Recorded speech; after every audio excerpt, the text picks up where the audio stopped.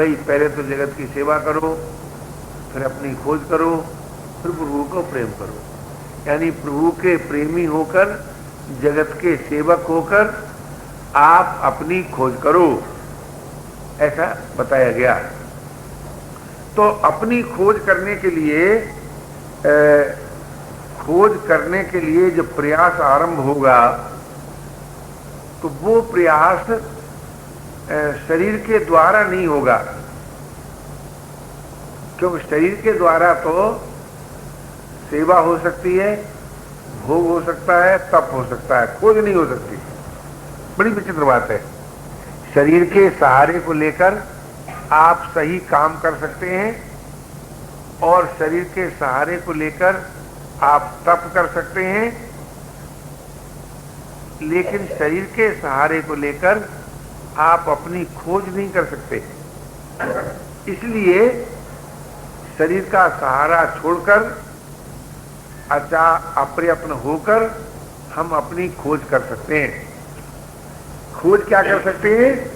जब हम शरीर के साथ मिले नहीं रहते हैं तब हम परमात्मा के समीप होते हैं, परमात्मा से एक होते हैं, परमात्मा के से अभिन्न होते हैं। तो उसी समीपता का नाम योग और एकता का नाम बोध और अभिन्नता का नाम प्रेम। तो हमको योग, बोध और प्रेम की प्राप्ति होती है। भोग, मोह और आसक्ति का नाश होता है।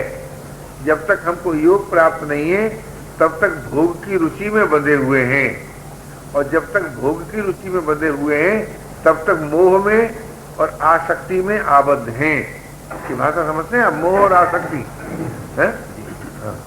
तो अब सोचिए कि आप भोग, मोह और आसक्ति में ही रहना चाहते हैं कि योग, बोध, प्रेम को पाना चाहते हैं?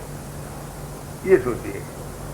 अगर आप योग, बोध, प्रेम को पाना चाहते हैं तो आपको सेवा करनी होगी, अचाह होना पड़ेगा, अप्रयत्न होना पड़ेगा, और कोई उपाय नहीं है। सेवा करो जिससे अचाह होने की सामर्थ्य आ जाए, अचाह हो जाओ जिससे अप्रयत्न होने की सामर्थ्य आ जाए।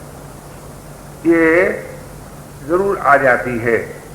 तो अप्रयत्न होने से योग हो जाता है, क्योंकि भोग में तो प्रयत्न रहता है। भोग बिना परिश्रम के, बिना पराश्रय के होता है क्या?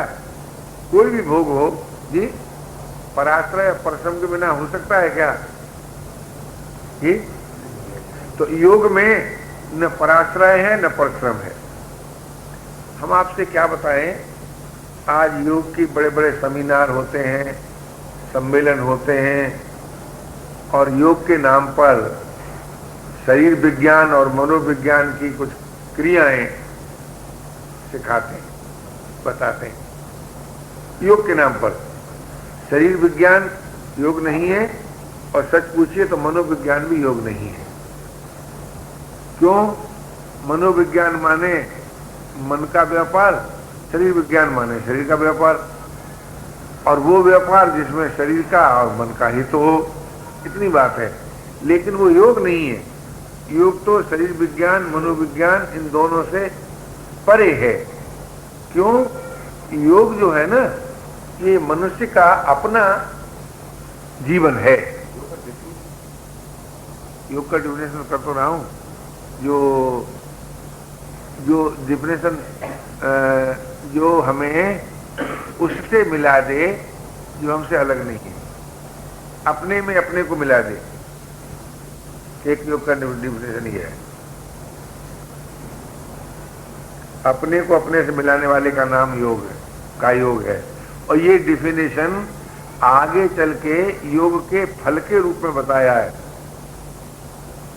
पतंजलि ने जो योग दर्शन लिखा है उसमें योग की परिभाषा की, चित्त की वृत्तियों का निरोध, और फल बताया कि दृष्टा अपने स्वरूप में अवस्थित हो जाए।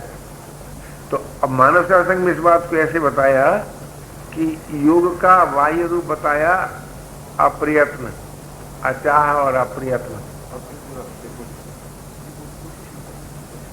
कोशिश न करना, न कहें न करने की स्थिति।